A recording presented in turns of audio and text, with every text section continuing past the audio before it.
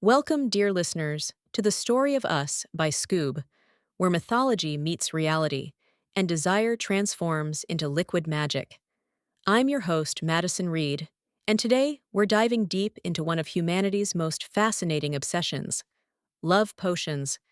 From ancient Greek goddesses to Roman courtrooms, from medieval witches' cauldrons to modern supermarket shelves, we'll explore how the quest for liquid love has shaped cultures, inspired artists, and driven people to extraordinary lengths.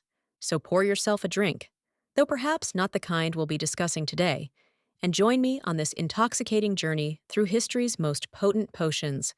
Picture this: the Mediterranean Sea, azure waters frothing with divine foam, and from this celestial birthplace emerges the most beautiful goddess ever conceived, Aphrodite.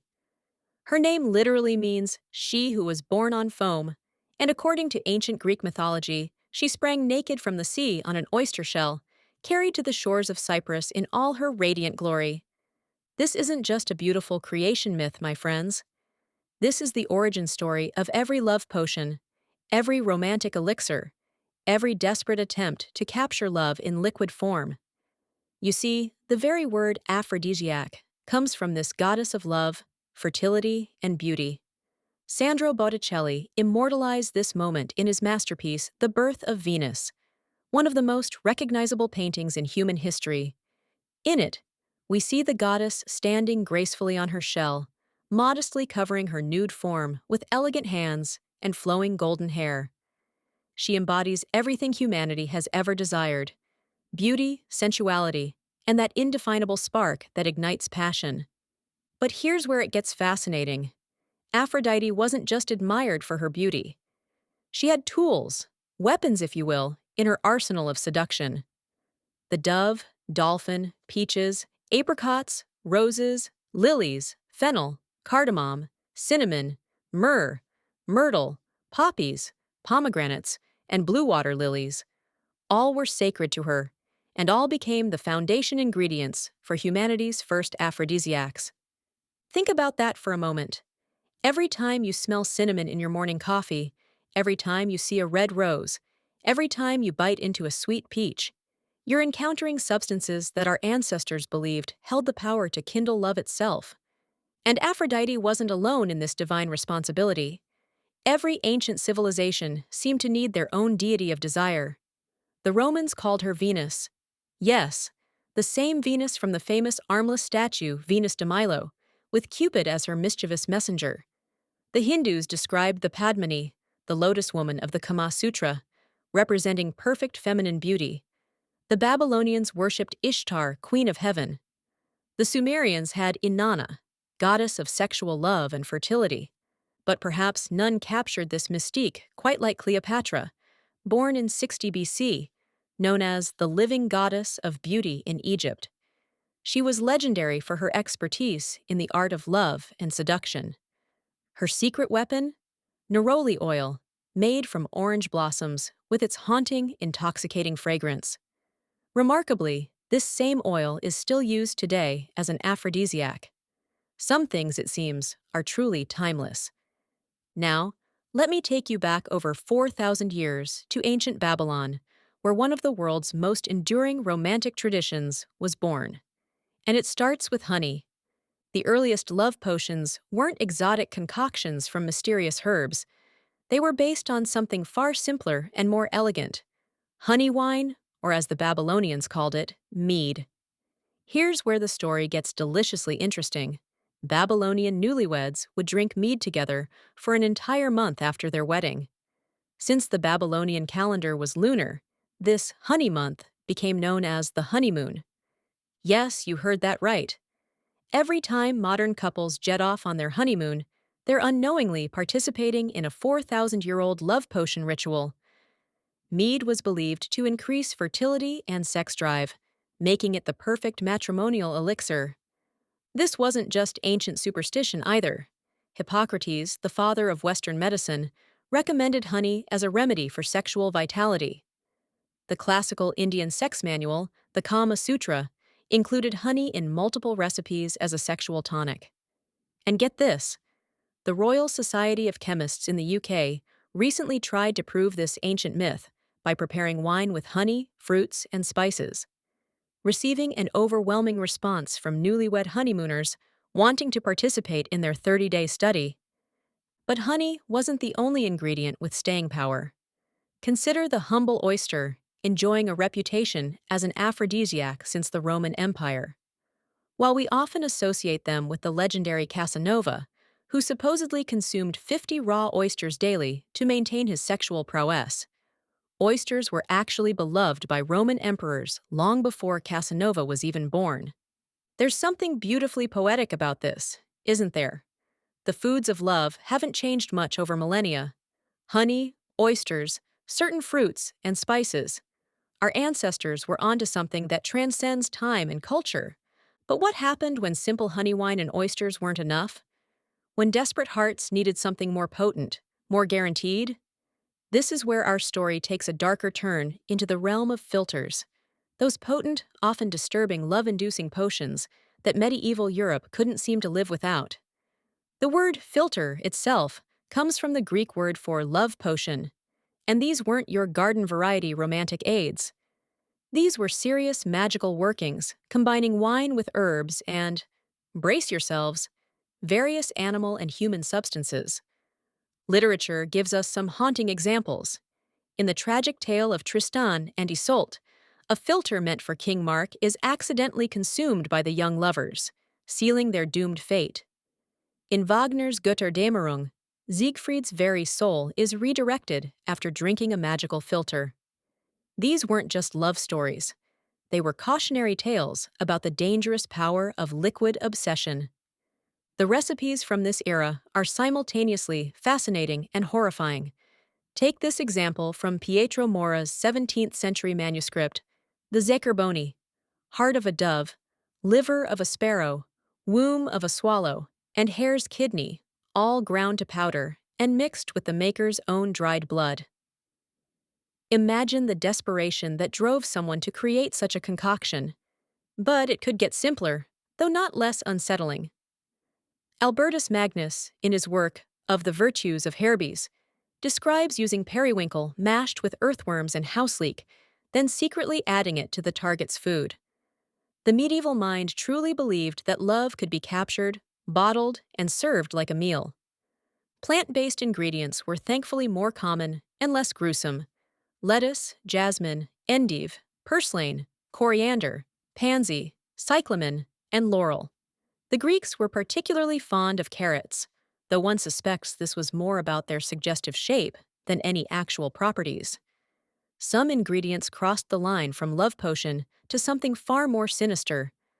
Poppy and deadly nightshade weren't meant to inspire desire. They were for incapacitation. This reveals the dark truth about medieval love magic. Sometimes it wasn't about inspiring genuine affection at all. Medieval love magic wasn't just about ingredients. It was about ritual, symbolism, and the power of belief. Let me share with you one of the most intriguing methods from this era: the mirror method. Picture this elaborate ritual. First, you write your beloved's name on a mirror.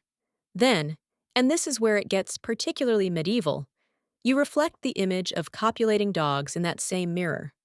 Finally, you hide the mirror for exactly 9 days, believing this would create an unbreakable magical bond between you and your target. The symbolism is clear, even if the logic is questionable.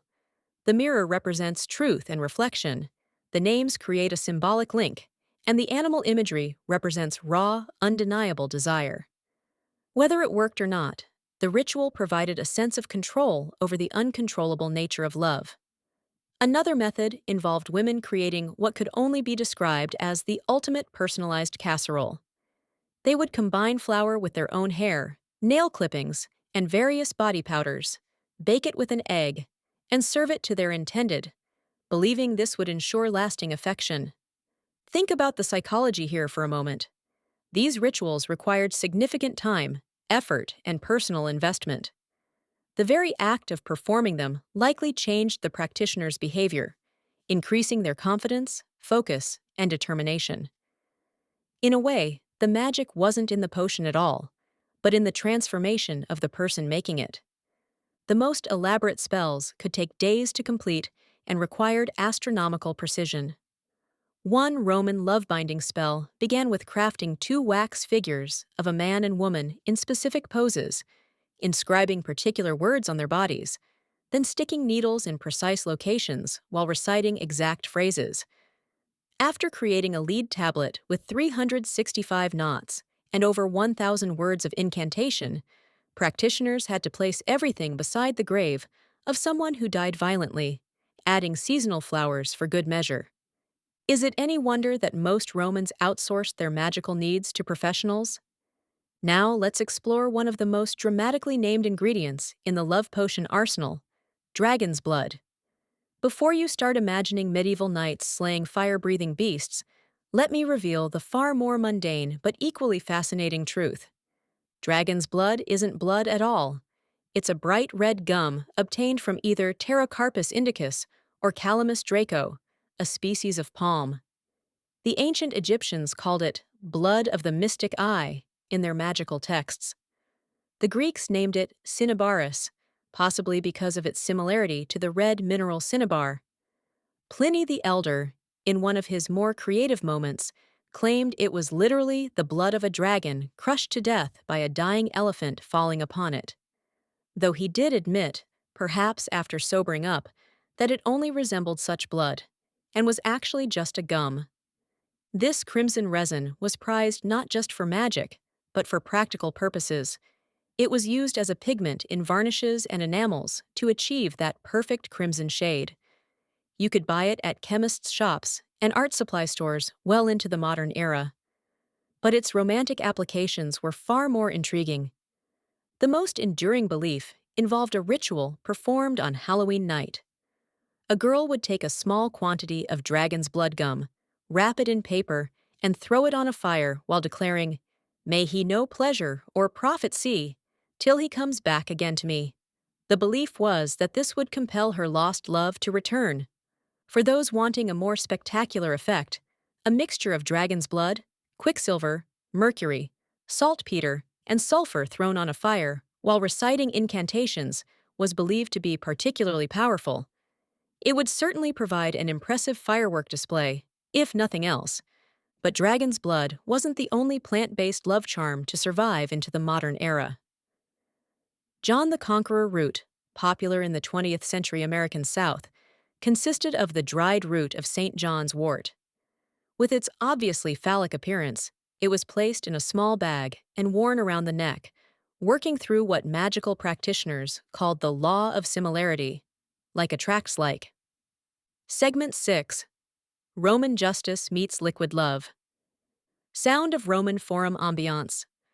The Romans took their love potions seriously, so seriously, in fact, that they wrote them into law. This tells us something remarkable. These weren't just folk remedies whispered about in dark corners. They were a recognized, regulated, and feared part of Roman society. Roman law specifically addressed love potions, interestingly grouping them with abortion-inducing potions. Persons who administer potions for the purpose of causing abortion, or love philters, even if they do not do so maliciously. Still, because the act affords a bad example, shall, if of inferior rank, be sentenced to the mines. If of superior rank, they shall be relegated to an island after having been deprived of their property. Where, however, the man or the woman loses his or her life in consequence of their act, they shall undergo the extreme penalty. The extreme penalty meant death. Romans didn't mess around when it came to magical manipulation, but the legal implications went beyond criminal law. Rhetoric teacher Quintilian used to test his students with complex lawsuit scenarios, including one about a pimp suing for loss of income after a young man gave one of his prostitutes a love potion. Imagine being a law student and having to argue that case. The poet Propertius believed so strongly in the power of love potions that he claimed they could make even Penelope, that paragon of wifely virtue, abandon her faithful waiting for Odysseus. When his own mistress was unfaithful, he blamed it not on her character, but on magic herbs. And what herbs they were? Propertius describes a potion containing omens of swollen frogs and toads and the bones of dried snakes she's fished out, and the feathers of screech owls found by fallen tombs, and a woolen fillet bound to a murdered man. This wasn't kitchen witchery, this was serious necromancy. Professional witches offered their services to those brave enough to seek them out. The poet Tibullus describes these practitioners as genuinely terrifying. Her spells split the ground, conjure ghosts from the tomb, and summon dead bones from the glowing funeral pyre. Now she holds the infernal crew with magic hissing. These weren't just love potion makers. They were full-service magical consultants. They offered spells to prevent husbands from discovering affairs, potions to end unwanted love, and charms to kindle new passions. All conducted by torchlight in the atmospheric dead of night, naturally. The transformation of love potions from magical elixirs to entertainment, and eventually to commercial products, is a journey that reveals how deeply these concepts have penetrated human culture. Consider Gaetano Donizetti's famous opera, L'Elixir d'Amore, The Elixir of Love, which premiered in 1832. In this delightful comedy, the character Nemorino desperately seeks to win the heart of Adina. He encounters the quack doctor Dulcamara, whose bittersweet name refers to a nightshade plant, who offers to mix him a love potion. Here's the beautiful irony. Nemorino becomes euphoric immediately after drinking the potion, even though it's revealed to be nothing more than common wine. The love elixir is a complete placebo, but his belief in it transforms his confidence and behavior, ultimately helping him win his beloved. This opera captures a profound truth about love potions that spans centuries. Their power often lies not in their ingredients, but in the belief and confidence they inspire in those who use them. The literary tradition is even richer. The love potion that bound Tristan and Isolde in undying, longing love has become one of European literature's most enduring motifs, most dramatically realized in Richard Wagner's opera, Tristan and Isolde, from 1857. In every version of this tale, Isolde's Irish mother brewed the fateful drink from wine, herbs, flowers, and spices. Though frustratingly, no specific recipe was ever provided. Perhaps this vagueness was intentional. The drink might be pure fiction, a literary device representing the inexplicable nature of passionate love itself. After all, no one has ever reported experiencing such fierce, transformative effects from any actual beverage. But the concept refuses to die. Walk into any modern American supermarket, and you might find Love Potion number 69 inches, a commercial energy drink claiming aphrodisiacal effects. It contains extracts from highly caffeinated guarana seeds and Brazilian muirapuama, known as potency wood. From ancient Babylonian mead to modern energy drinks, the dream of liquid love endures. As we reach the end of our journey through the intoxicating world of love potions, let's reflect on what this incredible historical tapestry reveals about human nature. A 1869 German medical text observed, "The recipes for love potions and love elixirs are countless. Generally, parts of one's body and earwax were served on bread, with scrapings of nails, powder of burned hair, sweat and blood, some drops of menstrual blood. These desperate concoctions represent something profound: the human need to believe we can control the uncontrollable, capture the ineffable, and command the heart's deepest mysteries. From Aphrodite's sacred herbs to Roman legal statutes, from medieval mirror rituals to modern energy drinks, the story of love potions is really the story of love itself. Unpredictable, desperate, hopeful, and eternally elusive.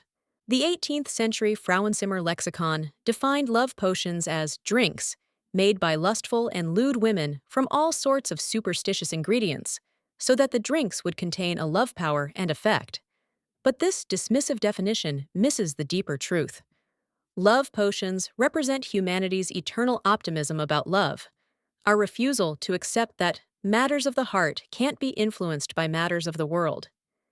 They embody our belief that somewhere, in some combination of herbs, rituals, and intentions, lies the key to the greatest mystery of human existence: why we love who we love, when we love them, and how to make that love mutual and lasting. Whether it's a Babylonian bride sharing honey wine with her new husband, a Roman merchant visiting a torchlit witch, a medieval maiden throwing dragon's blood into Halloween flames, or a modern person reaching for an energy drink promising romantic enhancement. The impulse remains the same: the desperate, beautiful, very human hope that love can be summoned, strengthened, and secured. And perhaps, in the end, that hope itself is the most powerful aphrodisiac of all. So there you have it, a whirlwind journey from ancient love elixirs to modern day potions, from royal courts to witches' cauldrons. But did one forgotten recipe almost change the course of history? The secrets of these ancient concoctions are stranger than you might imagine. Discover the full story, hidden twists, and untold mysteries. Download the Scoob app now and unlock every detail of the story of us. Remember, the most potent love potion isn't brewed in a cauldron.